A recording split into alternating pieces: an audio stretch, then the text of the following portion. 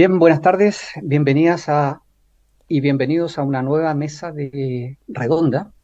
En este caso nos corresponde hablar sobre la minificción en nuestro continente. Recordar que este encuentro internacional de minificción es un proyecto organizado por la Corporación Letras de Chile y financiado por el Fondo Nacional de Fomento del Libro y la Lectura, convocatoria 2023. También cuenta con el auspicio de las radios ADN y Universidad de Chile. Bueno, bienvenidas nuevamente, bienvenidos. Nuestra mesa la integra destacados exponentes del género de microcuento. En previa conversación con ellos y ellas, acordamos una entrada del género que podríamos asimilarla a una entrada de presentación de fútbol, cuando se contratan a las nuevas estrellas. Entonces, solo nos falta Ildiko Nasir, que en algún momento ingresará, pero vamos a partir con Javier Perucho.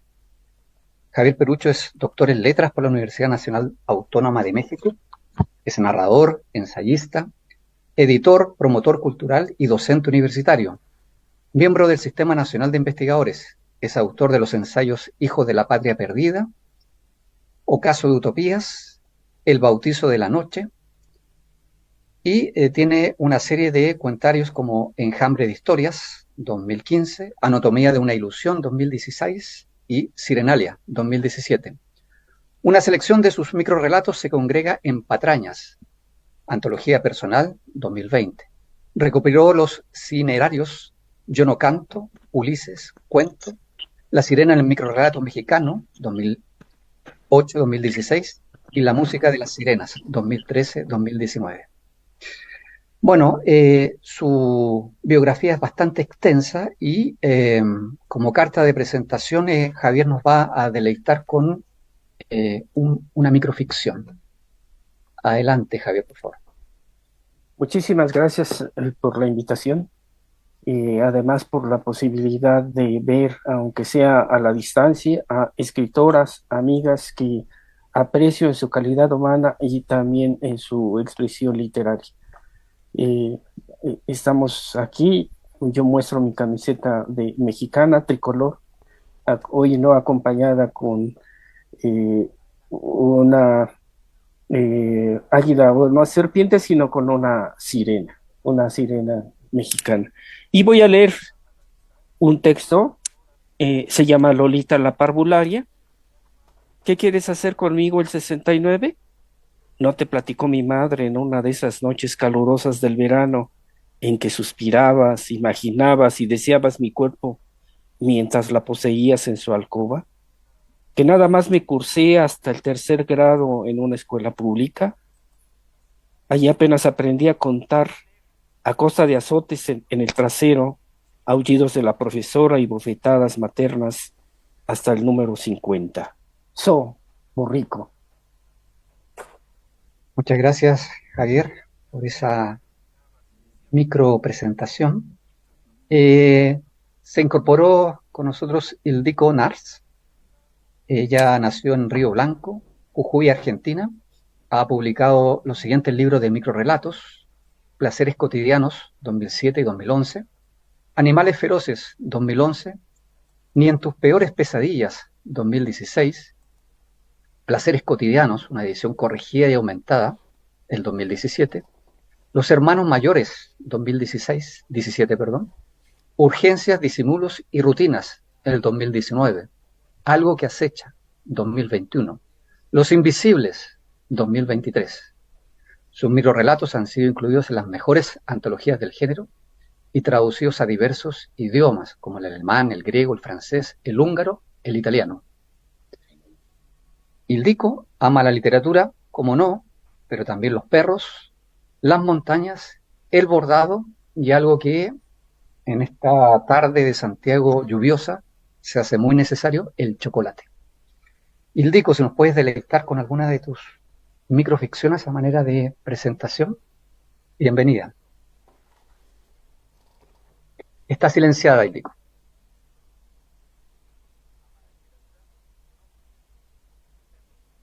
Hola, buenas tardes. Muchas gracias, muchas gracias. Es un honor compartir este espacio con ustedes y con mis admirados. El primer ensayo sobre microficción que leí fue escrito por Javier Peruch, así que se multiplica el honor por poder compartir con él. Voy a leer un texto. Las cosas por hacer.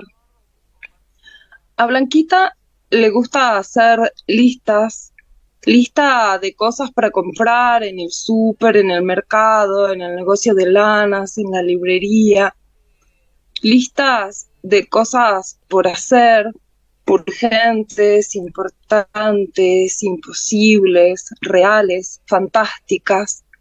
Esas listas son sus favoritas porque allí puede volar, salvar al mundo de todas las catástrofes, ser reina de belleza, científica loca, haz de luz, animal, mueble, esquina, edificio.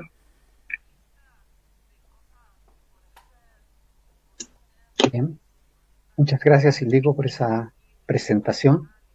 Continuamos con Dina Grijalva. Ella es doctora en letras por la Universidad Nacional Autónoma de México. Tiene un postdoctorado en la Universidad de Salamanca. Libros académicos que ella ha publicado: El Dorado, mito y evocación en la narrativa de Inés Arredondo; Eros, juego, poder y muerte; Literatura, violencia, lo real pavoroso en cuentos de Julio Cortázar y Luisa Valenzuela. Tiene libros de ficción: Goza la gula, Las dos caras de la luna, ABC, Sexy, Mínimos deleites, Miniaturas salmantinas y Cuestión de tiempo. Ha publicado 2 antologías: Cuentos de dulce voluptuosidad y Eros y Afrodita en la minificción. Microficciones suyas han sido incluidas en decenas de antologías y publicadas en España, Colombia, Argentina y Perú. Ha sido traducido al mixe, al zapoteco, al mixteco, al griego y al francés. Bueno, ha participado en muchísimos congresos y ha compartido diversas conferencias. Entonces damos la bienvenida a Dina con una de sus microficciones. Sí. Buenas tardes, pues es un verdadero placer estar aquí viendo a amigas y amigos entrañables del mundo de la minificción. Agradezco a Letras de Chile, a Julio Enríquez y a Diego la invitación. Y sin más preámbulo, el verdadero amor tiene un epígrafe: la soledad es peligrosa, es adictiva. Una vez que te das cuenta de cuánta paz hay en ella, no quieres lidiar con la gente. Carl Jung. Abro mi micro. Al fin he encontrado a mi verdadero amor. Ese hallazgo me hace vivir en un estado de euforia y voluptuosidad perenne. Cada amanecer despierto dichosa, me abrazo, camino, leo, siempre en mi nube de felicidad. Al atardecer me invito a tomar café y antes de dormir, feliz, me invito una copa de rojo vino y así duermo desnuda y sudorosa con la mano entre las piernas. Gracias. Bien, muchas gracias, Dina, por esa presentación. Continuamos con Solange Rodríguez.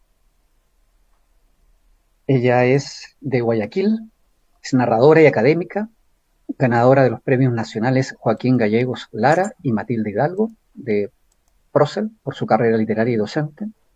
Entre sus varios títulos constan las publicaciones La primera vez que vi un fantasma, de Editorial Candalaya, 2018, y Un mundo raro, de In Limbo Ediciones, 2021.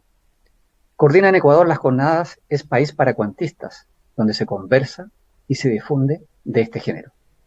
Solange, bienvenida, y la invitación es a que nos deleites con una de tus microficciones. Hola, ¿qué tal, colegas? ¿Cómo están? Un abrazo a tantos amigos que no veía hace tiempo. Qué gusto verlos. También qué gusto ver a Javier. Desde México no nos veíamos. Qué bueno coincidir. Bien, este texto se llama Lo irrompible. Siempre había sido fuerte, pero sentía que para esas festividades de fin de año se había tensado hasta un límite del que ya no había retorno. Decidió que si el teléfono sonaba en el transcurso de la noche, no se cortaría. Llevaba 2 días yendo desde el sofá al dormitorio y obligándose a acabar el último litro de yogur de la nevera, aferrándose a que llevaba 11 meses sin lastimarse. Así, iba de la lágrima a un hilacho de esperanza y después otra vez al sueño negro de los que ansiaban estar muertos. Cerca de las 12 del 31, la decisión estaba tomada. Se sentó frente a la mesa de comedor y puso, justo apuntando a sus muñecas, la lamparilla de noche. Se lo iba a hacer, le iba a hacer bien, como todo lo que había hecho en su vida, de pasiones y exigencias. Mientras pensaba en cuál sería el mejor instrumento, el timbre del teléfono lesionó el silencio. Contrariada, siguió con la determinación de quien sabe sostener los compromisos. Con ese ruido aturdidor de fondo, apenas si le dolió enterrar hondo en la muñeca izquierda el filo del cuchillo frutero. Le extrañó mucho que casi no hubiera sangre. Apretó los dientes.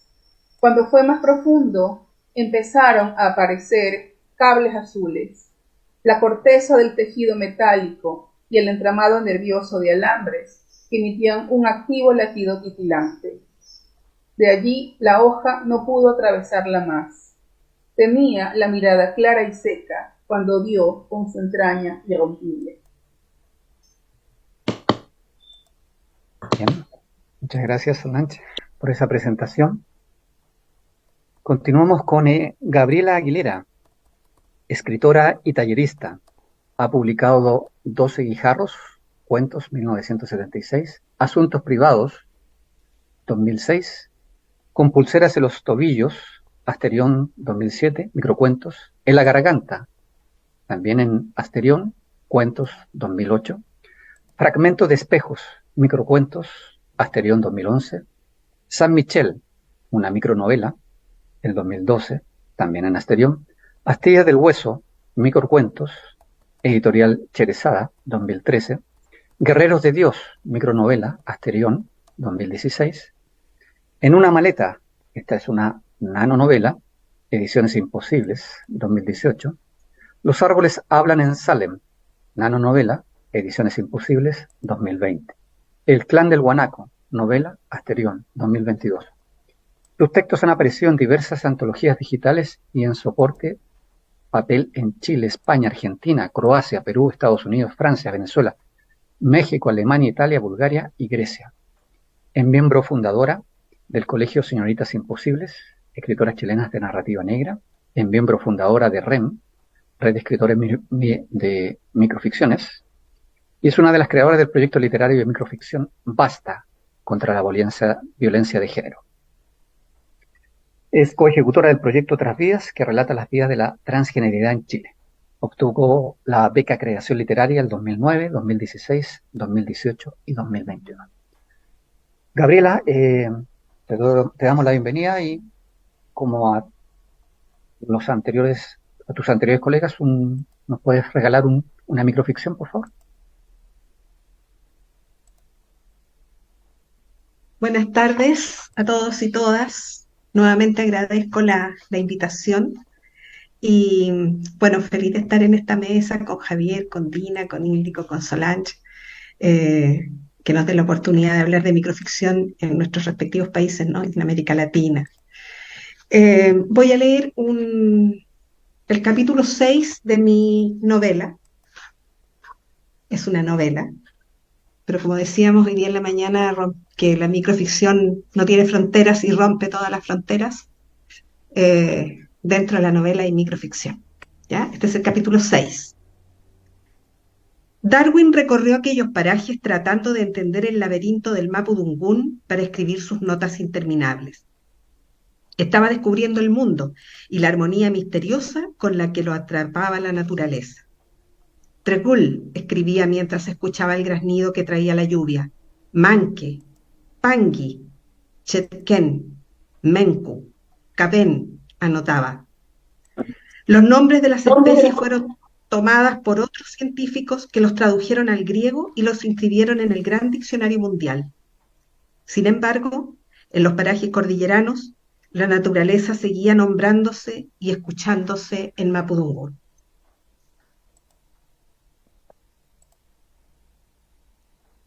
Eso es.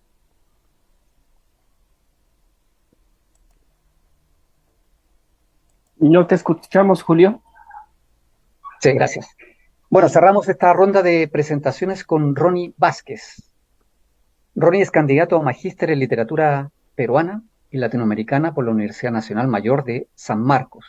Es bachiller en literatura por la UNMSM, miembro del Consejo Editorial de OYIGIA, Revista Electrónica de Estudios Hispánicos, Universidad de Valladolid. Participó en el Seminario de Estudios sobre Minificción en la Universidad Nacional Autónoma de México. Fue director de Plesiosaurio, primera revista de ficción breve peruana, el año 2010 hasta el 2021. Y es editor de Quartz, Ediciones Digitales. Ha sido jurado de diversos concursos de microrelatos en Perú y en el extranjero. Ha publicado libros de microrelatos y antologías. Sus microrelatos han sido traducidos a varios idiomas. Ronnie, te damos la bienvenida y, como a tus colegas, te pedimos la lectura de una de sus microficciones, por favor. Estás silenciado, Ronnie. Hola Julio, ¿cómo estás? Qué Muy bien. gusto. Estoy ahora en una... Realmente puedo estar entrando y saliendo. Bien, yo les doy un fuerte abrazo desde Lima. Bueno, voy a presentar con un pequeño microrelato para que conozcan algo de lo que hago. ¿Sí? El silencio de las cavernas. Terminada la pandemia, los clubes de escritores que se habían formado en redes sociales optaron por reunirse en bares. Quien dirigía las reuniones virtuales pronto advirtió que no lograba controlar los debates y abandonó su tarea, porque paulatinamente se camuflaba un insulto en un rugido de risas. Para entonces era usual que en cada nueva reunión alguien se enemistara y decidiera no retornar. Así sucesivamente los escritores volvieron a sumergirse en el silencio de sus cavernas. Los bares quedaron vacíos y los escritores esperaban una nueva pandemia para reunirse esta vez y por siempre, solo por redes sociales. Bien, gracias, Ronnie.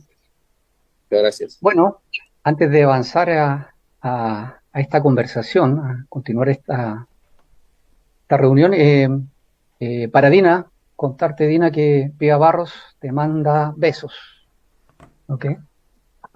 Nuestra querida Pía Barros. Besos también para Pía. Bueno, Juan Armando Epe, en el año 1999, señalaba que había 3 tipos de microrelatos. Los que tenían una relación intertextual, llámese una reescritura de mitos o historias famosas. Los que tienen una afiliación a códigos discursivos contemporáneos, heredados, por ejemplo, de expresiones vanguardistas, deuderas de la antipoesía, lo que transforma estos microcuentos en antirrelatos.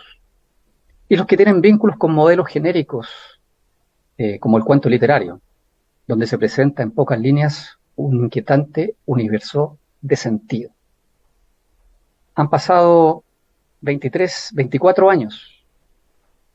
La pregunta que lanzo a la mesa es si esa taxonomía que definió Eple el año 1999 está vigente hoy en día, se ha ampliado, se ha reducido. ¿Cómo lo ven ustedes? Y bueno, por lo menos para esta ronda, no les cedo la Recording in palabra. No sé progress. si tenemos algún pionero para responder esta pregunta, o pionera. ¿Qué les parece si partimos entonces con... parece que Gabriela había hecho un gesto técnico. Estás en silenciada. No había hecho un gesto técnico, pero está súper interesante tu pregunta porque la relaciono con lo que se ha hablado en las otras mesas. Como en esta idea de que los que clasifican, los que necesitan estas taxonomías y estas categorizaciones son los académicos, que nos parece bien, pero que cuando uno escribe uno no está pensando en eso. Uno está pensando en lo que quiere decir y cómo tiene que decirlo y cómo, con qué herramientas de la maletita de gaffiter que tiene le va a quedar mejor ese texto. Yo creo que hoy día, o sea, en esa época, de lo que me acuerdo, no estábamos hablando, por ejemplo, de micro negro, no hablábamos de micro fantástico, ni de micro memorialístico. Y pese a que los libros objeto estaban muy vigentes, tal como están hoy día, y que son principalmente de microficción, esos no eran temas. O sea, uno estaba descubriendo también, yo creo, ahí, ¿ah? Bueno, Apple fue un maestro Montessori mayor, el báculo que guía, ¿no? Fue indispensable para nosotros en Chile y yo creo que para América Latina. Y es importante que le haya dado esa división. Pero hoy día yo creo que las fronteras ya no creo que sean tan rígidas como eso. No sé si alguno de mis compañeros piensa en eso cuando está escribiendo un texto. Yo creo que no sé, me da la impresión. Yo no lo hago por lo menos. Yo escribo lo que yo siento que tengo que escribir y lo que quiero escribir y a veces digo, oh, yo pensé que esto era un micro negro y resulta que, bueno, sí, es negro, tiene mucho de noir, pero se enlaza con la memoria, digamos, con los 50 años, por ejemplo, del golpe en Chile. Entonces, ¿es memorialístico, es negro? Sí, pero son las dos cosas quizás. ¿Ah? Y puede tener erótica también entre medio, o sea, no creo que sea tan así hoy día. Eso. Bien. Dina, ¿qué puedes Sí, decirnos respecto a ah, esto?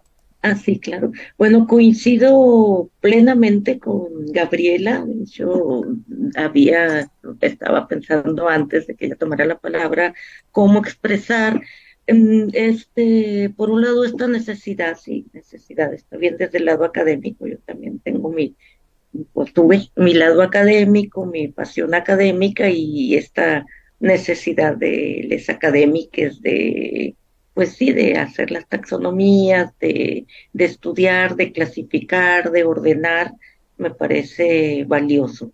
Pero desde el otro lado, como escritora, igual en mi caso, cuando escribo no pienso en esa ni en ninguna otra taxonomía, escribo realmente, bueno, normalmente sí son textos breves, por lo tanto entran en el mundo de la minificción, pero yo creo que el mundo de la minificción se ha ampliado, mm, casi diría que infinitamente, o sea, se ha abierto. Yo soy de la idea de que muchos textos que antes, no sé si hace, o sea, no entrarían en el, como minificciones, el día de hoy como que la minificción se ha revolucionado.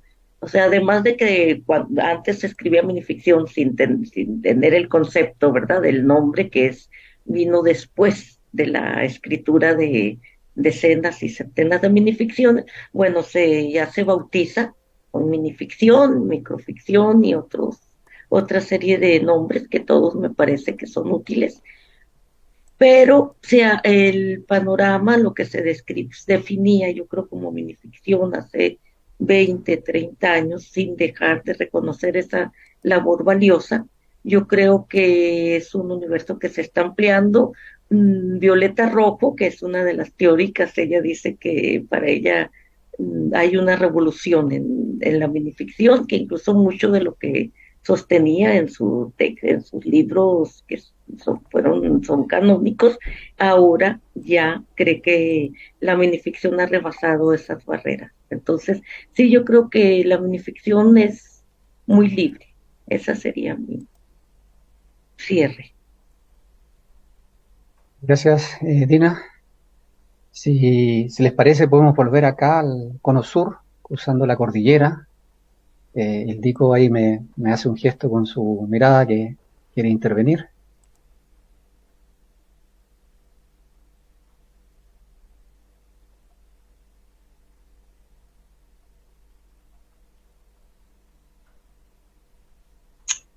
Ay, Perdón, estoy luchando porque estaba silenciada y no sabía cómo devolverme la voz.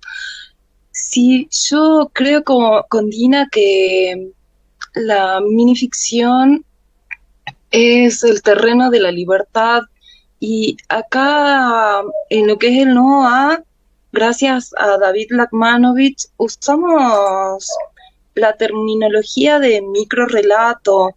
Eh, Creo que en Jujuy, de donde yo soy, todavía está en ciernes, ¿no? Y hay como una discusión de mucho más amplia, no respecto de la tipología de la minificción, sino de si es o no es, ¿no? Anoche yo recordaba lo que dice Ginés Cutillas acerca de lo que no es minificción.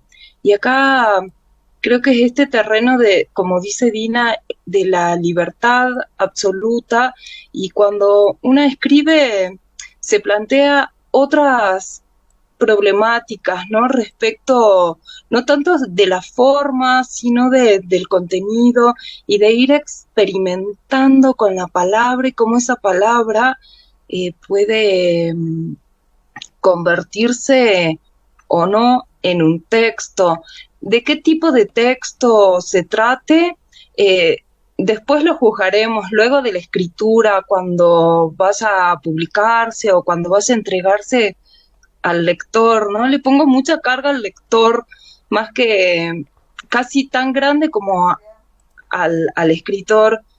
Alguien de mi taller me hizo ver que cuando ella se conectó para tomar taller conmigo, me preguntó qué íbamos a escribir, si íbamos a escribir solo microficción, y yo le había respondido que íbamos a escribir textos.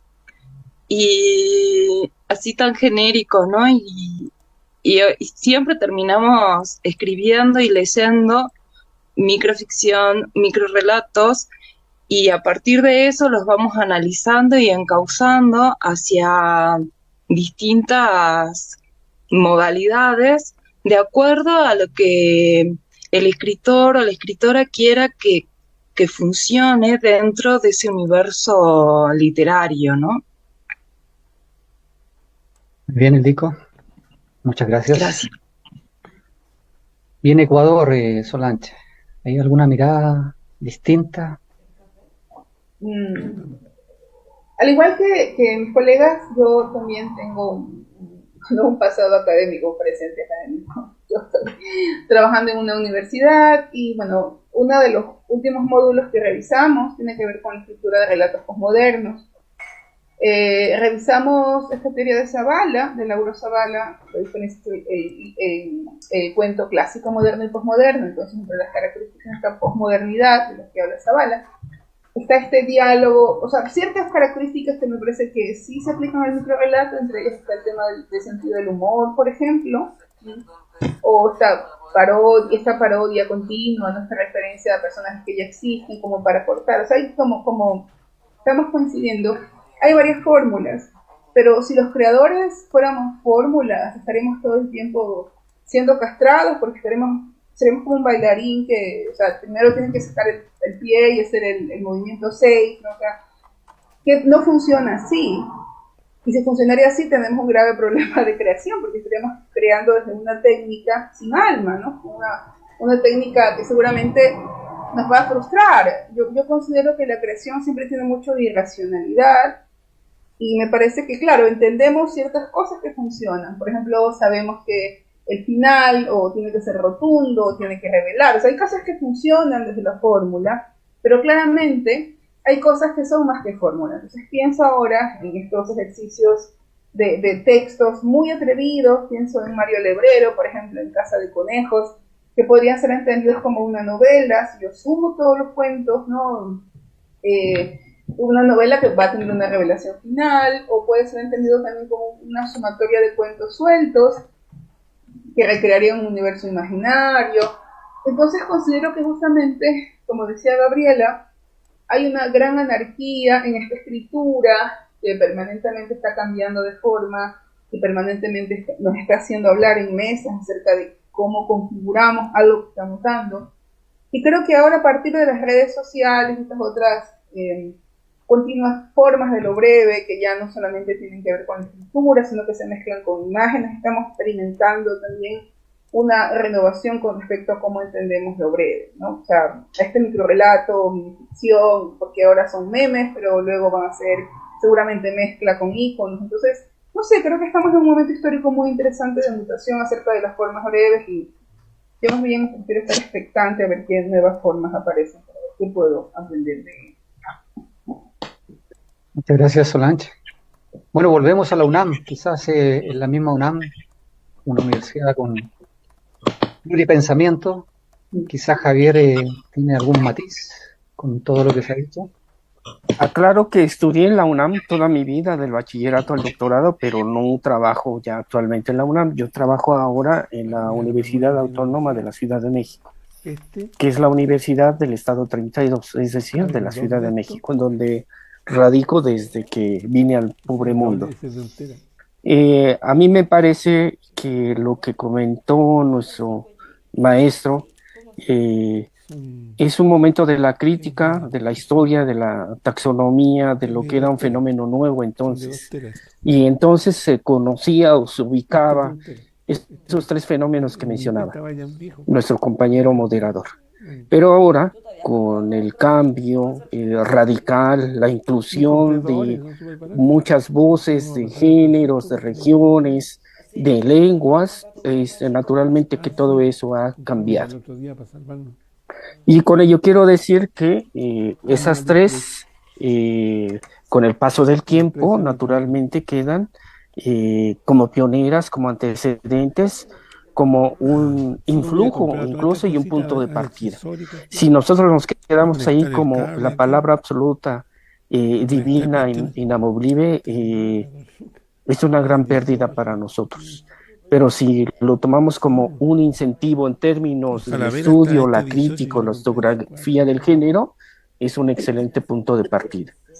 Por otra parte, afortunadamente esta mesa reúne mayoritariamente a creadores y a dos, o al menos uno, en mi caso, aburrido académico.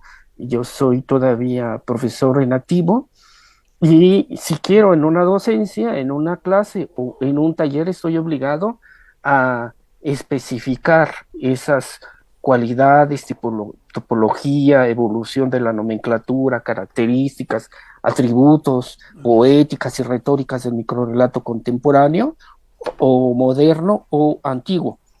Pero si estoy en una posición en la que la musa o el muso me ha asaltado y estoy en pluma en mano, entonces naturalmente que todo eso lo echo al tacho de la basura. Mi formación no tiene absolutamente nada que ver, aunque sí puede predeterminar el destino final de una creación, ya sea en un cuento canónico o un microrrelato o una crónica o otro género narrativo de los que he estado practicando.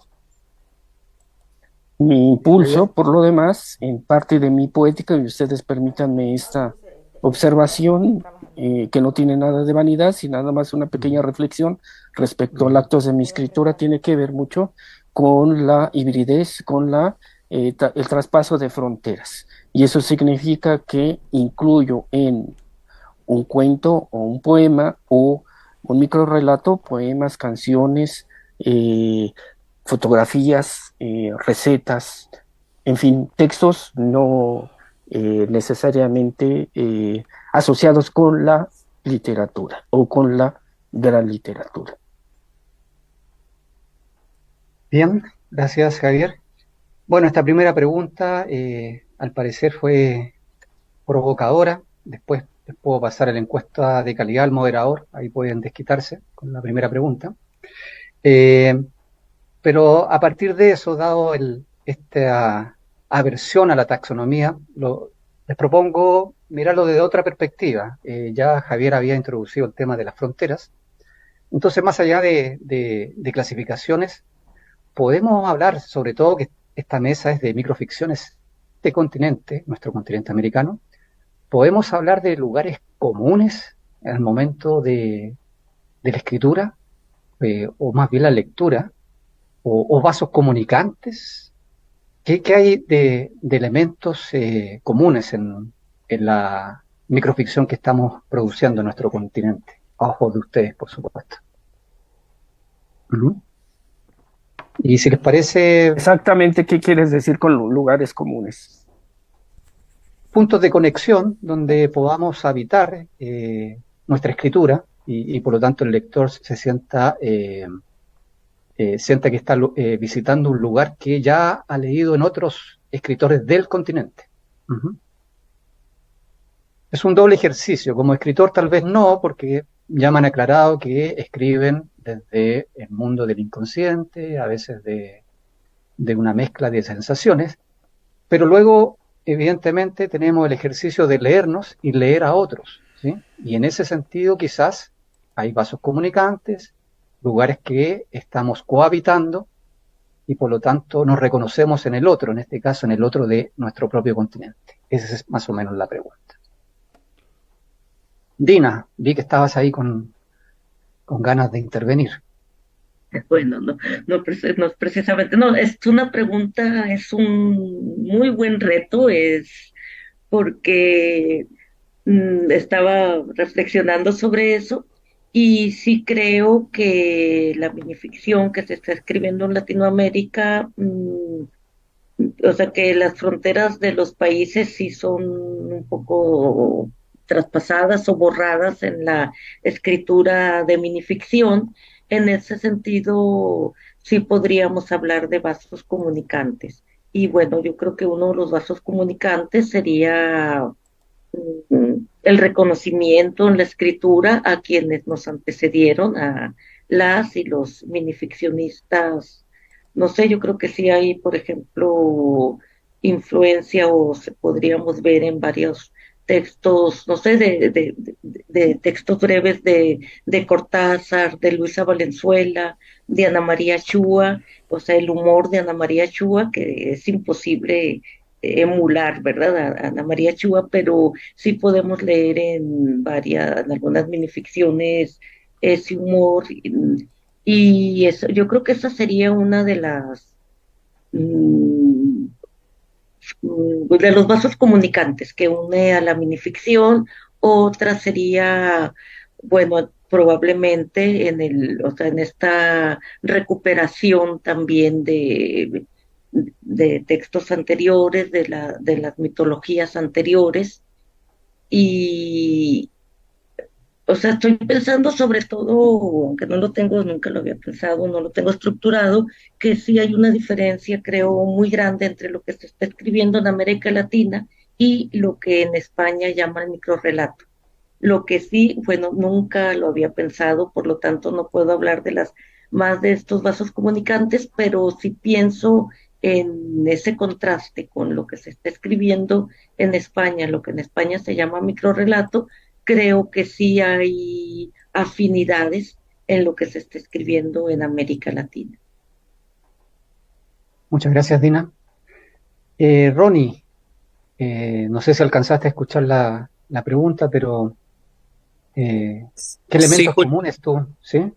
sí, mira, a mí me parece que lo podemos abordar por un lado desde las técnicas, ¿no? Creo que la reescritura se sigue manteniendo, se sigue practicando, además que es una técnica para lograr la brevedad. Y pienso más bien que los vasos comunicantes podríamos verlos quizás por un lado en las antologías temáticas, ¿no?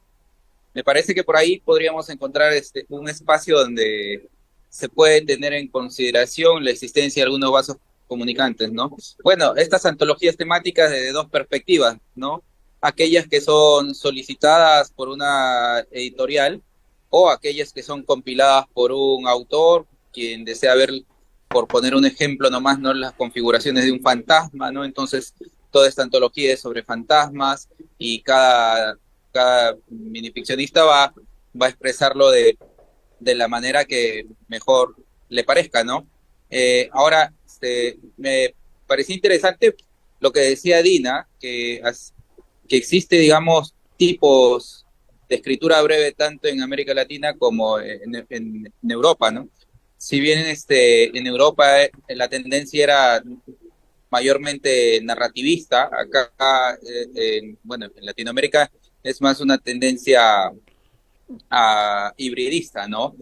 Ahora bien, yo habría mantenido, digamos, esta posición hasta antes de la pandemia, pero intuyo, todavía no lo tengo muy bien eh, desarrollado, para ser honesto, pero intuyo que ya a raíz de la pandemia se ha dado esta intercomunicación entre la tipología de microrrelatos que se escribe en Latinoamérica y la que se escribe en Europa. Me parece que en algún momento estas van a ir intercambiando, digamos, características hasta posiblemente modificarse, ¿no? De repente una narrativización del hibridismo latinoamericano y una hibridización del narrativismo europeo en el microrrelato, ¿no?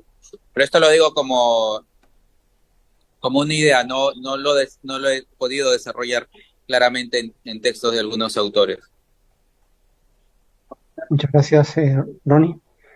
Bueno, cruzamos. Gabriela me señala que quiere intervenir. Gabriela, por favor.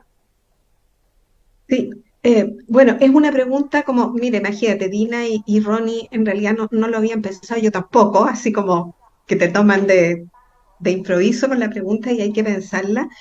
Yo creo, fíjate que en América Latina, en la literatura en general, diría yo, pero específicamente ahora en la microficción, hay no quiero decir tendencia, pero una inclinación o una reiteración con respecto a las dictaduras.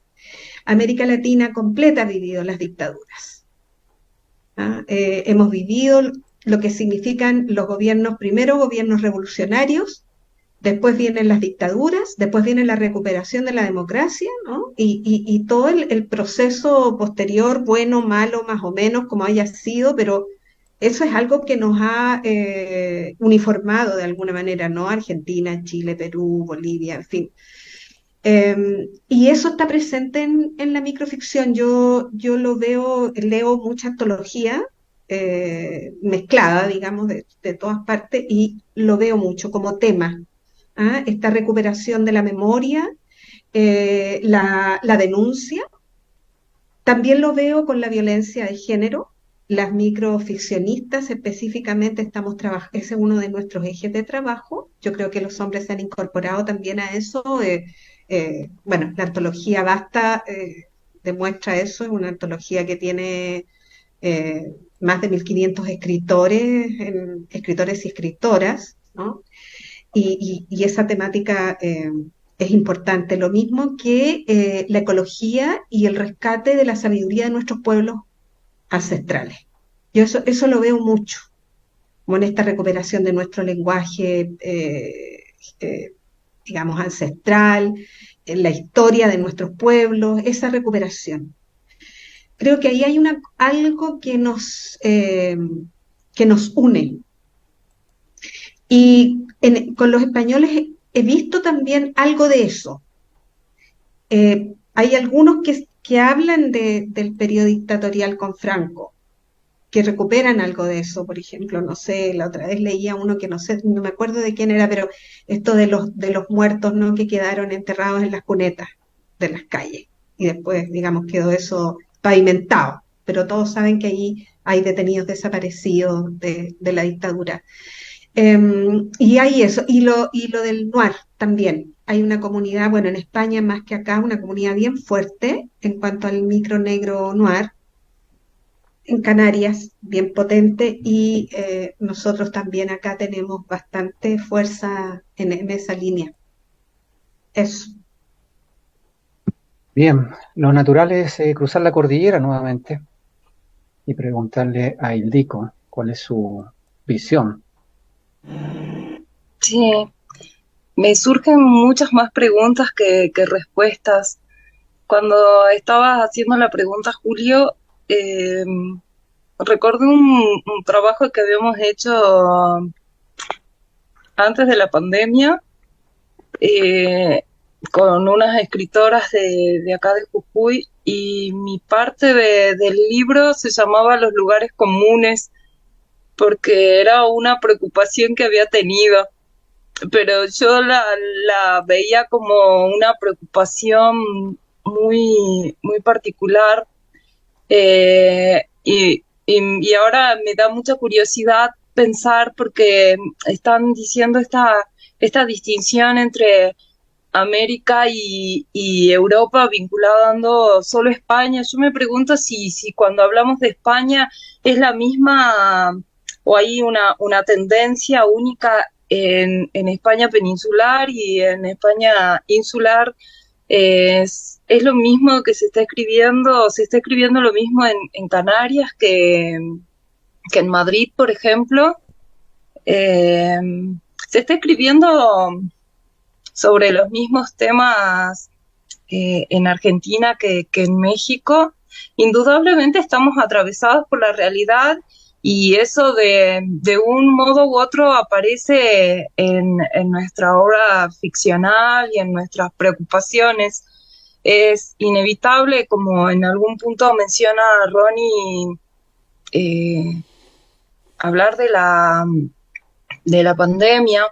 Y también cuando mencionamos las antologías, en algún punto una de mis preocupaciones y que se vincula con los lugares comunes y con la pregunta anterior es acerca de la banalización del género, no como una cuestión elitista, ¿no? Mi visión es que todos deberíamos escribir y todos deberíamos leer, no para convertirnos en grandes lectores ni en grandes escritores, sino porque es nuestra primera libertad y en ese punto me vinculo mucho con lo que decía Gabriela.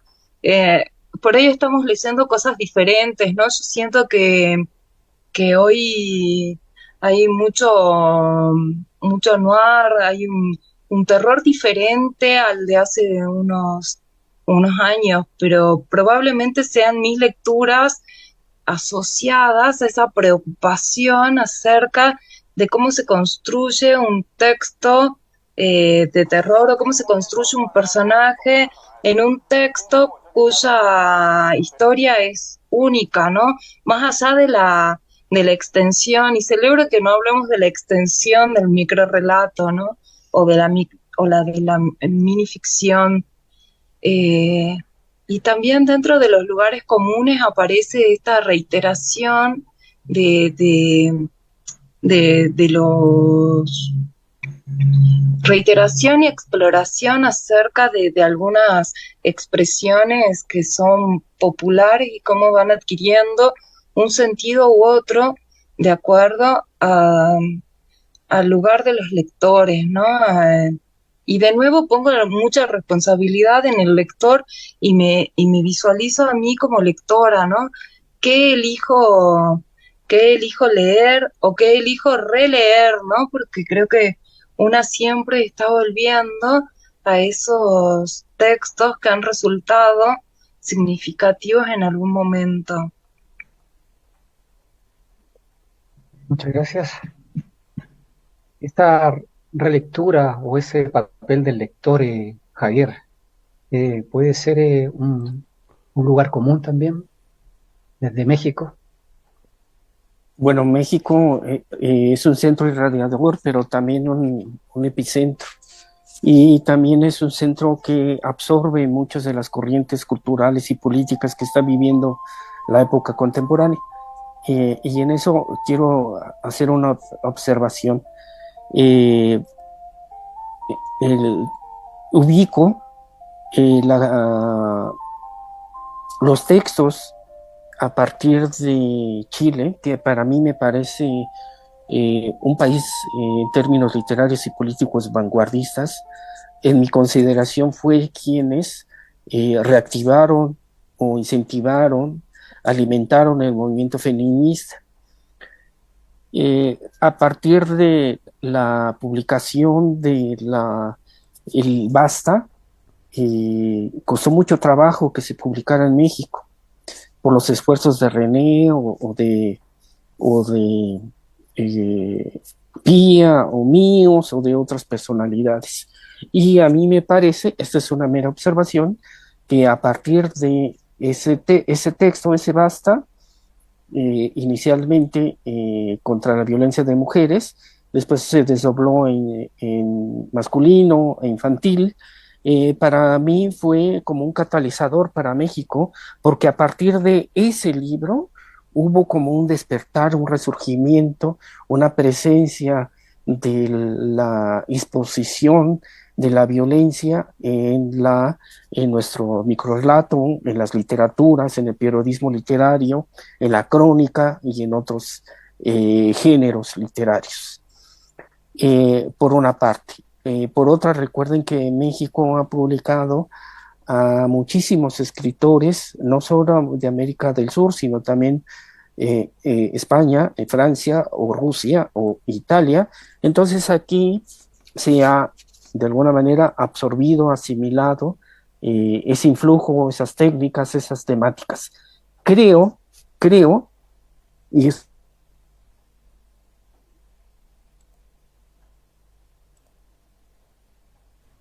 Tenemos un tema de conexión con Javier, aparentemente. Bueno, mientras Javier se reconecta, quizás en la mitad del mundo podamos tener otra visión. Solange. ¿Qué tal? Coincido con muchas de las cosas que aquí las colegas y los colegas han manifestado. Creo que estamos lanzando ideas, básicamente. No significa que yo tenga para nada la razón. Pero creo que, contrario a lo que pueden pensar desde Europa, mirando América, es lo que ya había propuesto Gabriela, me parece que siempre hacia América hay una mirada muy exotizante, ¿no? Esta idea de que nosotros venimos de la tradición de lo fantástico, de lo real, maravilloso, entonces tal vez lo que se esperaría es que creemos textos llenos de imaginación galopante. Yo creo que más bien justamente por lo que la mayoría ha enumerado, ¿no? Yo siento que nuestro microrrelato no puede escapar de la realidad. Estamos instalados desde hace muchos años, desde nuestra tradición de república, en esta idea de que América o los países americanos tienen que dar testimonio de lo real. ¿Sí? Y esa realidad, como ya lo mencionó también Gabriela, aparece en historias que tienen que ver con el tema de la dictadura, o historias que tienen que ver con violencia de género.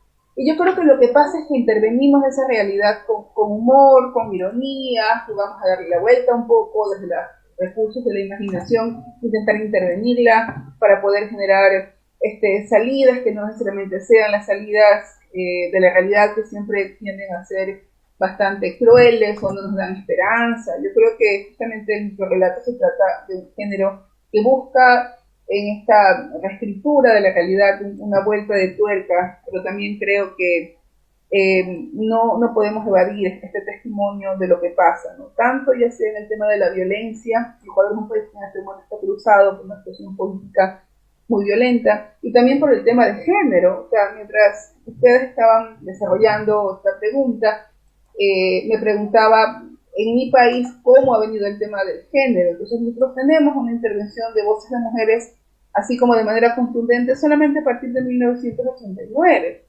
Y pues hay autoras, un par de nombres, una de ellas es Gilda Holtz, por ejemplo, que en estos primeros ejercicios de brevedad, el 89 en realidad es bastante próximo, ¿no? Bastante lejano, usaron planteamientos relacionados con el tema del género. Por ejemplo, hay un texto que se llama Palabreo, de Gilda Holtz, que juega con la idea de un hombre que le explica a una mujer cómo tiene que hablar para, digamos, en el camino ella acepta que él la seduzca, ¿no? Por eso se llama Palabreo. Entonces yo creo que trabaja las mujeres, ¿sí?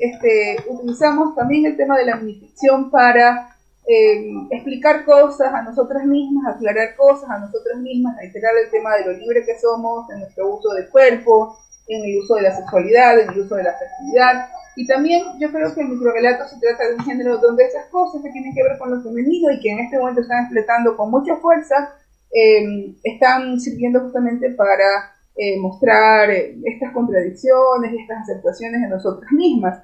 Y por eso también creo que gran parte de las minificcionistas de mi país son sobre todo mujeres, ¿no? Son mujeres y el tema del género atravesando absolutamente todo, ¿no? más que el terror, el género, ¿no? Este género que siempre se cuestiona para ver hacia dónde va y cómo se está configurando. Muchas gracias, Solange. Me avisan que al menos en la zona donde vive Javier se cortó la luz, por eso no está conectado en este momento. Bueno, hemos tenido un par de preguntas bastante movilizadoras. Esta tercera pregunta, por favor, no la incluyan en la encuesta de calidad hacia el moderador, viene del público. Y lo que pregunta es si hay algunas antologías, compilaciones o portales web donde se pueda conocer un panorama de autores a nivel de países o del continente. En sus biografías, muchas han sido antologadas. En el caso de Ronnie, él tiene una editorial. Pero bueno, ¿qué podríamos contestarle al público? ¿Existe una especie de biblioteca alejandrina donde podamos encontrar un panorama global? Gabriela. Y aquí me voy a permitir hartas licencias. Mira, en el Facebook de la Red de Escritoras de Microficción, la Red de Escritoras Microficcionistas, REM, ahí hay una antología de mujeres de microficción que Dina fue una de las antologadoras en esa antología y es de descarga gratuita. Por ejemplo, ahí hay una que es de excelente calidad. Reúne a escritoras de todas partes. ¿Ya? Tenemos escritoras argentinas, colombianas, chilenas, mexicanas, españolas, de Isla Canarias y del continente, de todo. Letras de Chile, en su web, también tiene una sección especial para microficción y microcuentos, donde Ha hay sido una empleado hoy día, Gabriela. sí, y ha sido una muy buena selección hay ahí y también como de todas partes y además hay ponencias y hay mucha información académica también de los encuentros que ha hecho Letras y que se sube en este material, se sube a la web y queda ahí. Eso también es imperdible. Y también hay, bueno, en otro Face que es el colectivo Señoritas Imposibles, el que quiera meterse ahí, hay micronoir. Ahí hay micronoir. Así que también se puede, y lecturas y todo eso. O sea, hay harto. Yo creo que Dina debe saber más, Índico y Solange tienen que tener otros datos, pero por lo menos eso son bastante completos. Los Basta solamente están, los traducidos al francés, están para descarga gratuita, pero los de cada país todavía eso no está autorizado, lamentablemente. Perdón, en el Facebook del proyecto Basta, cada cierto tiempo se suben microficciones de las antologías Basta. Así que también de hombres y mujeres. Así que también ahí tienen una selección. Eso. Muy bien. Complementar con lo que ha dicho Gabriela, que a partir justamente de este encuentro se creó un sitio especial, ¿sí? Donde ustedes gentilmente aportaron con muchísimos microcuentos que están hoy día en nuestro sitio para deleite de nuestros lectores. Así que también ahí hay un sitio muy actual. ¿Mm? No sé si alguien más quiere mencionar. No les vamos a cobrar por esta publicidad, por supuesto. Yo tengo un comentario a partir del saludo que me ha dado Mauricio León en Facebook, estaba leyendo en el chat. Gracias por el saludo, Mauricio. Justamente Mauricio tiene una página en Instagram que se llama, les digo exactamente el nombre, se llama Minificción Ecuatoriana. ¿Y por qué esta página es tan particular? Porque en realidad el tema de la minificción en mi país es un tema bastante reciente y hay solamente un par de trabajos antológicos recopilatorios, porque no hay escritores que se dediquen básicamente a hacer minificción, sino más bien son como incursiones un poco sueltas. Entonces la recopilación es necesaria porque si no, no habría ni archivo ni memoria a propósito del género, porque sería un tema largo. Entonces la página se llama Minificción Ecuatoriana y está en Instagram, minificción-ecuatoriana, ¿no? Sería @minificción-ecuatoriana. Están interesados en una antología de minificción ecuatoriana Y quería mencionar, justamente ahora que estábamos hablando de España, un trabajo que ha hecho Patricia Noguerol, Paqui Noguerol, conjuntamente con el Instituto Cervantes de Río de Janeiro, de Brasil, y este trabajo se llama Universos Breves, una antología traducida al portugués, donde hay microrelatos tanto españoles como latinoamericanos, y que está realmente muy, muy interesante. Entonces, son mis dos recomendaciones. Bien. Dina. Sí, viene ahorita, bueno, recuerdo, está la batidora literaria, donde se suben continuamente minificciones, microtextos, y bueno, creo que es con un sentido muy plural y muy amplio, entonces está en Facebook, también recomiendo la batidora literaria, y bueno, el portal de Ficticia, que es de la editorial Ficticia de México, es un portal incluso que funciona como un taller literario, ¿sí? O sea, se puede buscar como ficticia y es muy interesante la labor que ahí se realiza también. Muy bien. ¿Perdón? Bueno, Ronnie menciona la web de Internacional Microcuentista, que ahí se encuentran publicados varios microrelatos, nos dice. Bueno, ya estamos entrando en la última parte de nuestro encuentro y creo que es hora de quizás lo más eh, valioso para nuestros lectores, que es sus producciones, ¿sí? Sus propios microficciones. Dejar un poco en pausa todo este devaneo intelectual o teorización para ir a la fuente, a beber a la fuente, ¿sí? Entonces, ¿qué les parece si iniciamos una nueva ronda de dos o tres micro relatos o microficciones? Y no sé, Ronnie, si estás en condiciones de comenzar.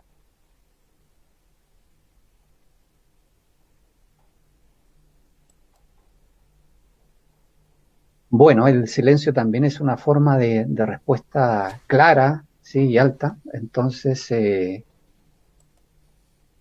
Ronnie. Sí, todavía me disculpo porque, bueno, estoy en una reunión un poco compleja y entonces eso me da, bueno, no me permite acompañarlos de la manera en que yo quisiera. Me disculpo por ello. ¿Te leer un microrelato? ¿Sí? ¿Unos dos o tres? Me despido con uno Bueno, para no acaparar más la reunión. ¿Sí? Bueno, bien. este se llama Disparos Inocentes. Desenfundó su pistola y disparó raudamente. El trayecto de la munición fue implacable e impactó en su mejor amigo. Se acercó a él y celebró el triunfo de los policías sobre los ladrones. Minutos después, indicó a su amigo que el juego había terminado y que se pusiera en pie para meterse en la piscina. Sin embargo, su amigo, con el cuerpo inmóvil y la cabeza de lado, no respondía. Llamó a su mamá, quien llamó al vecino, quien llamó a una ambulancia y los policías, pero el amigo seguía en el piso. Bueno, les agradezco mucho y me disculpo por no poder seguir acompañándolos. De todas maneras, nos vemos el día sábado para hablar de Quarks. Gracias, Muchas Ronnie. gracias a todos. Bien. Bueno, continuamos quizás con Indico, pero por favor, Indico, no te desconectes después de leer. No, tengo problemas también para conectarme, pero no estoy muy entusiasmada. Gracias, Dina, por mencionar la batidora. Es genial. La batidora literaria soy yo, por eso. Eh, de los lugares comunes, el rebelde. Aquel vampiro siempre se suicidaba porque odiaba ser inmortal. Y voy a leer otro.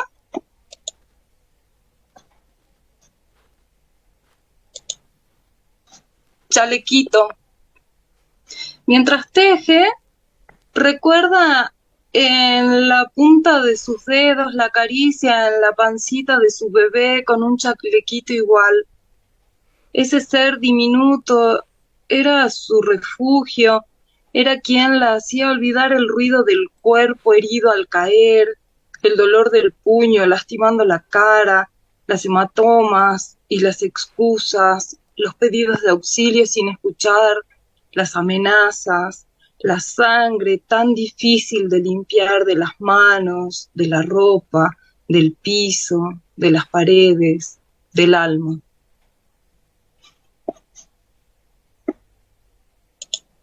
Bien, muchas gracias, Ilico.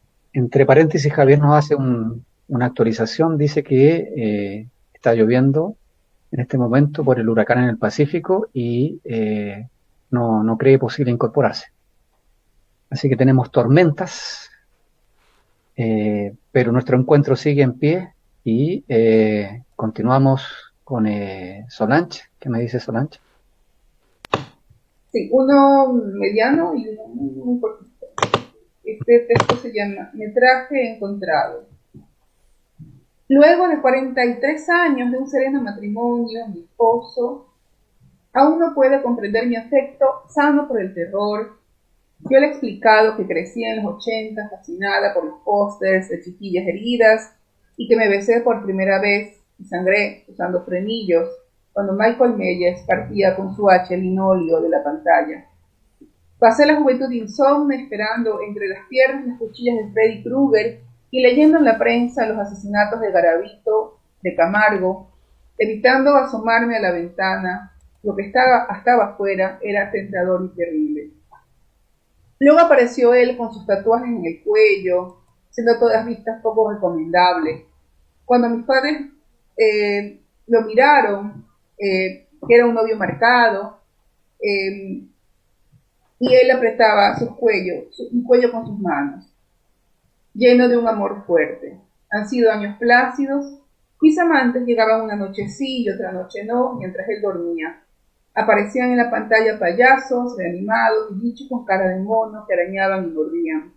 Me entretenía con ellos, con sus gritos, en escuchar los berridos de los niños en la otra habitación. El miedo era mi verdadera vida.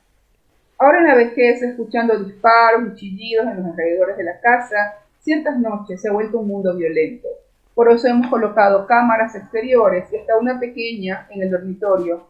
Me hace ilusión que algún día capten el vestigio de un fantasma, o tal vez nuestro asesinato, pero nada de eso pasa todavía. No sé en qué momento tomé la ruta florida, la equivocada, mientras en la televisión, frente a la cama, una muchacha troceada grita. Al amanecer, cuando se acaba la película, me abrazo a la amplia espalda del titán que tengo por esposo y subo mis manos, ya tan débiles a su garganta, mientras comprimo y aprieto, delicadamente asfixiándolo. Eres inofensiva, me dice medio dormido. Una hormiga lo haría mejor que tú. Yo sonrío mientras la mañana me ala hacia la claridad y la decencia, como si yo no supiera de la pistola con el tambor lleno que oculta en el último cajón de la veladora, como si él no supiera de mi cuchillo. Y uno muy cortito, que se llama Lidia con sacarina. Tu dulce amor tan dulce. ¿Qué demonios hacer con las hormigas? Gracias.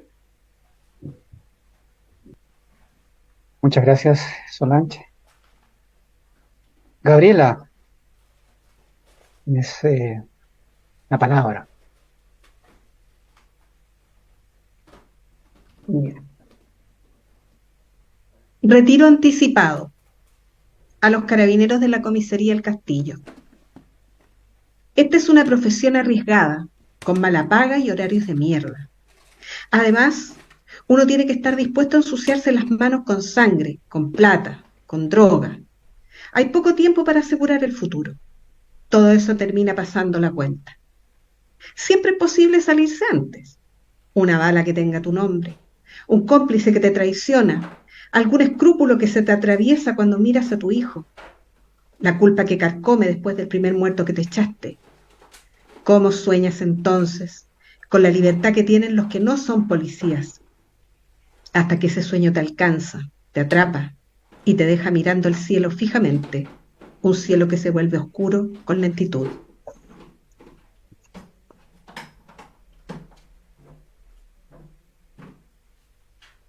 Tlaqui-Miloli 1. Ataban las manos del muerto en torno a sus piernas flectadas y lo envolvían en petate, amarrando cada capa. Luego lo obligaban a permanecer con ellos por 40 días y sus noches. Terminado el ciclo, le prendían fuego. Cuando las llamas se apagaban, la familia recorría las cenizas con el rastrillo de sus dedos. Recogían las astillas, los dientes, los pequeños pedazos salvados de la cremación y los guardaban en un hato hecho con un trozo de manta liado con mecate. Después, los enterraban bajo la cama principal de la casa que había habitado el difunto. Así, el que partía seguía siempre cerca de los suyos y ellos podían sentir el hálito del viajero en su peregrinar hacia el reino de los dioses. Esto ocurría cuando el mundo todavía no había dado la primera vuelta y las noches duraban una eternidad. Y el último, pensando en nuestro año conmemorativo de los 50 años, se llama Fronteras del Territorio y está dedicado a las mujeres que pasaron por Venda Sexy. Mi cuerpo empieza donde tus dedos lo acarician, responde a tus manos con la perfección de la palabra. Mi cuerpo se abre para recibirte, darte espacios, sumarse a tus movimientos. Mi cuerpo era con el tuyo, y así estaba previsto en una historia de destinos que venía desde el silencio. Mi cuerpo termina ahora, en esta habitación tan grande como el silencio de donde venía nuestra historia de destinos. Termina ahora mismo, cuando me tocan manos que no puedo ver porque tengo los ojos vendados. Alguien me obliga, me hiere penetrándome con la fuerza del vencedor. Mi cuerpo está hecho jirones y el dolor es extenso, porque no hay fronteras para el horror. Mi cuerpo cercado es ahora un territorio de guerra. Los invasores marchan sobre él. Muchas gracias, Gabriela. Dina, ¿algo que quieras compartir? Sí, primero un saludo a Liliana Elfic, que nos recuerda las antologías de Brevilla, que hay varias en la red y que se han convertido en un referente también en los últimos años de la minificción. Y bueno, voy a leer esta minificción, Ciudad Mía. Es de la ciudad donde habito, desde donde estoy escribiendo hoy. Ciudad mía, me seduce tu alegría, me euforizan tus fiestas, me asustan tus ruidos, me embriagan los efluvios que de tus ríos brotan y vienen hacia mí, me rodean, me humedecen.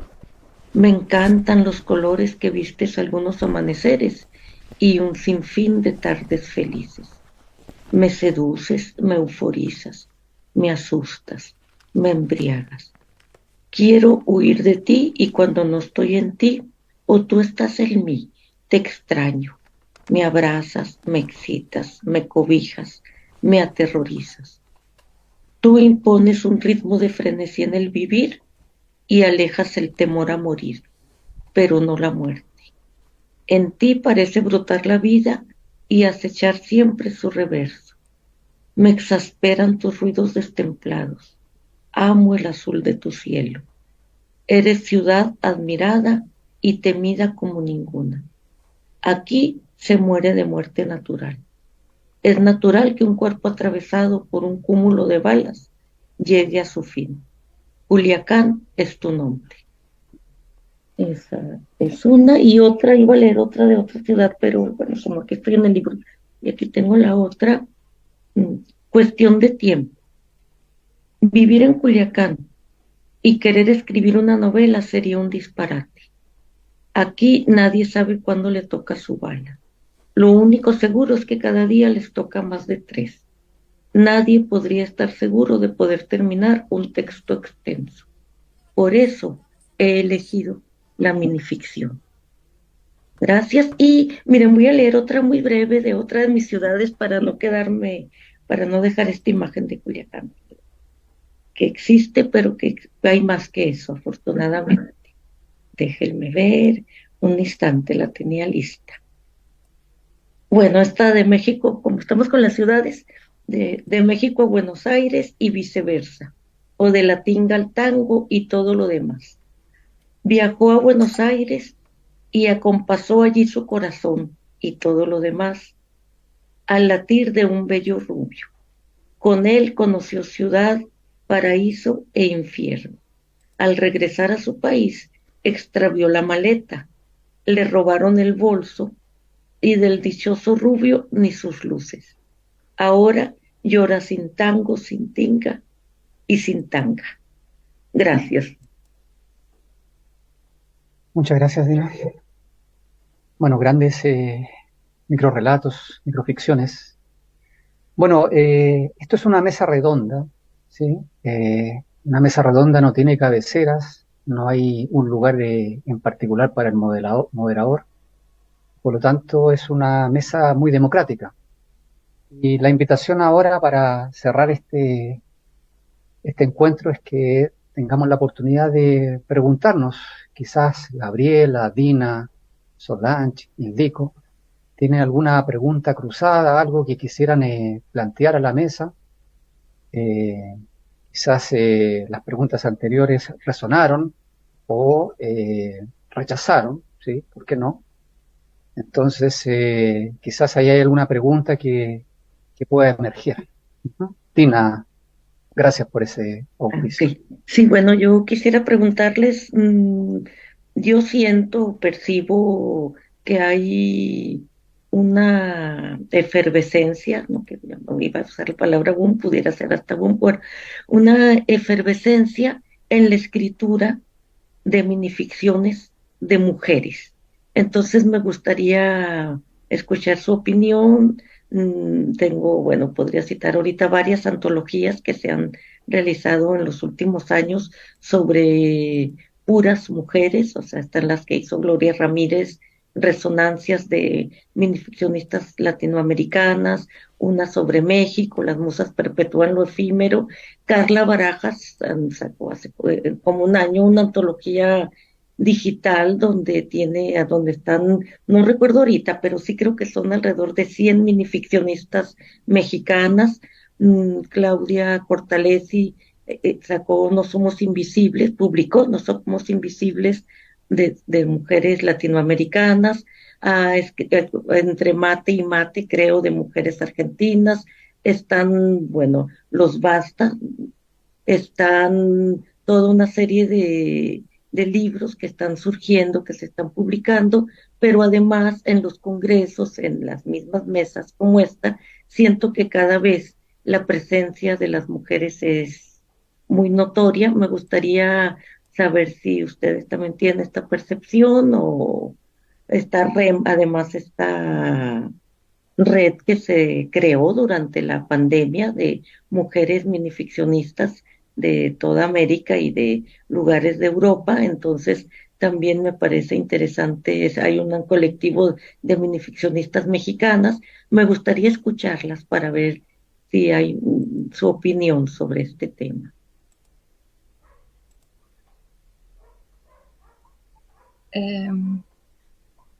Yo también está Microfantabulosa de María Gutiérrez. Creo que durante mucho tiempo el lugar de la mujer estuvo vinculado al silencio, al cuchicheo.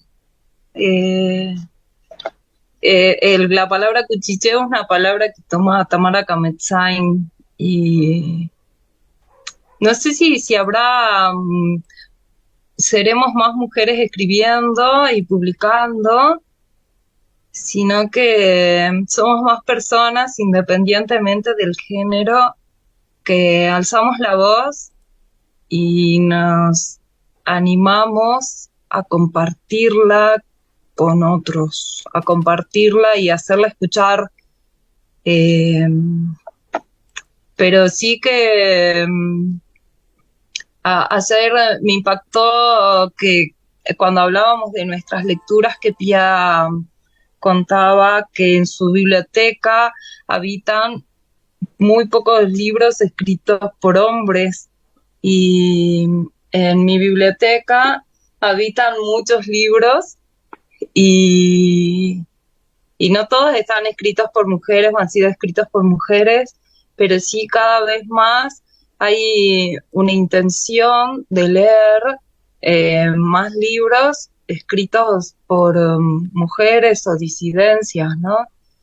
Porque eran voces históricamente silenciadas. Hay lugares en los que escribir es literalmente peligroso, que se va la vida por escribir o por leer en este mismo momento, en este mismo mundo en el que habitamos y que muchas veces, yo creo que casi todas, y esto va por una pregunta, ¿no? Que nos hemos sentido, no quiero usar la palabra discriminadas, pero sí silenciadas por el solo hecho de ser mujer, ¿no? Y también creo que en esa minimización aparece, y me ha pasado muchas veces, ay, ese cuentito, esto escribís, en la minimización o la subestimación de la microficción, ¿no? Que por ser breve pareciera fácil hasta que uno se pone a escribir y a resolver problemas de la escritura, ¿no? Así que lanzo esa pregunta, ¿no? De qué, qué nos sucede como escritoras eh, escribiendo desde Latinoamérica, ¿no? Y siendo latinoamericanas.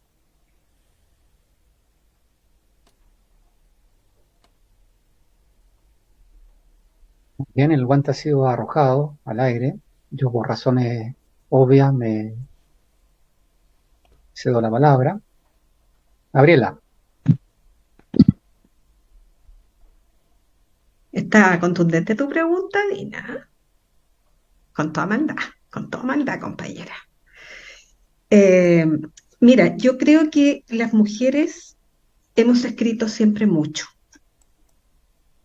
hemos contado siempre mucho, porque nos han formado para contarles cuentos a los hijos cuando se van a dormir, para inventarles que todo está bien cuando todo anda mal, y contarles cosas que no existen, pero están ahí, y también para contarles otro tipo de cuentos a los maridos, ¿no es cierto? Que sabemos todas, nos conocemos y sabemos bien, ¿no? Que uno, hay ciertas amigas que al marido no le gustan, pero uno no las va a dejar de ver, ¿no? Por lo tanto, inventa que se va a juntar con ella, con otra, en fin, ¿no? Somos artífices en eso, siempre hemos contado. Pero yo creo que el último tiempo, por lo menos lo que yo veo acá, es que las mujeres tenemos una facilidad para juntarnos, para armar comunidad. Nosotros rápidamente, cuando estamos armando algo, decimos, bueno, pero ¿qué hay que hacer? Hay que hacer esto, en fin, ya tú haces, ya, yo hago esto, yo traigo tal cosa, en fin, y ya, rapidito vamos caminando. Lo que he visto cuando son grupos mixtos es que como que nadie quiere mucho asumir de llevar el barco y de repente cuando es así hay que nombrar presidente, ¿no? Inmediatamente. En el grupo de mujeres es mucho más horizontal eso. Nadie se preocupa si va a ser presidenta o jefa de curso. Se hace, ¿no? Y eso yo lo veo, he trabajado bastante en espacios marginales y vulnerables y lo he visto mucho en la práctica de vamos a conseguir el subsidio habitacional de no sé qué. Son las mujeres las que se organizan, son las mujeres las que arman el comité, se empiezan van a los lugares a averiguar, en fin. Yo creo que eso también se da en los espacios escriturales con mucha fuerza. Yo por lo menos pertenezco a varios grupos de mujeres escritoras, distintos, y he visto lo mismo en personas absolutamente distintas, de clases sociales distintas, de región como de la ciudad de Santiago, digamos, y es esta idea de vamos todas juntas, lo vamos a hacer y lo vamos a hacer. O sea, es que alguien se enfermó, que no importa, seguimos. En REM fue súper claro eso, ¿ah? Con grupos de escritoras de todas las edades, de diferentes partes, y las cosas se hacen. De pronto, claro, puede que nos ralenticemos, porque nos pasan cosas. Las mujeres tenemos, por una cuestión cultural también, sobre todo en nuestros países latinoamericanos, hispanoamericanos, el cuidado. Nosotras somos las que cuidamos. Cuidamos los hijos, cuidamos los padres, cuidamos los hermanos, los maridos, cuidamos. Y eso nos quita tiempo de esto otro, pero luchamos contra eso también y lo hacemos también. Entonces, yo creo que eso es lo que hace que se vea hoy día más. Pero yo creo que eso siempre estuvo. Las mujeres escribían cartas, por ejemplo, largas cartas.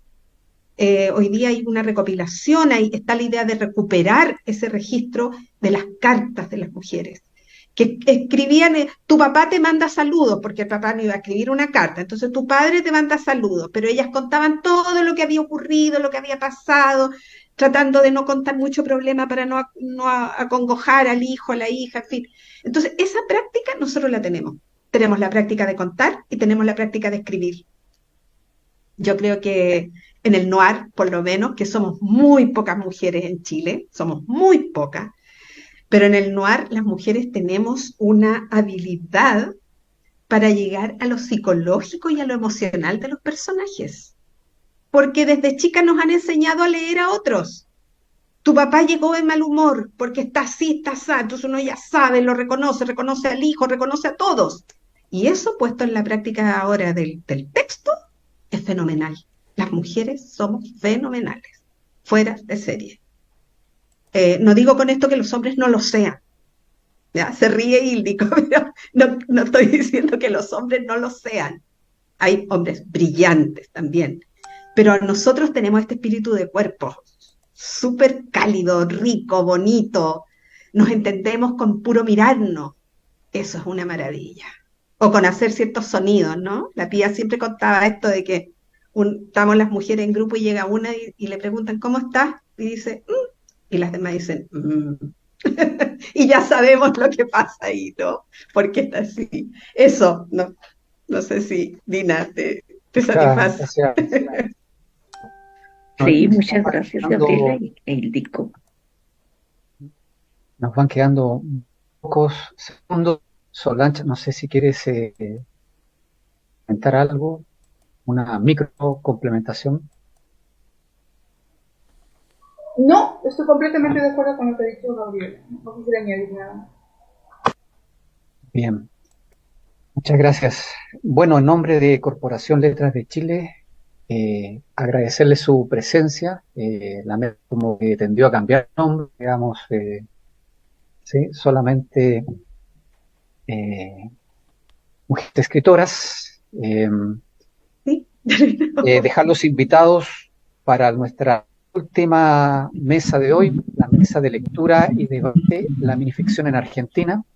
Tendremos a la Claudia Cortales de Argentina, Laura Nicastro, también de Argentina, bueno, todos son de Argentina obviamente, a Ramos, tenemos a Leandro Hidalgo, a Martín Gardela, a Eduardo y conduce Eduardo Contreras.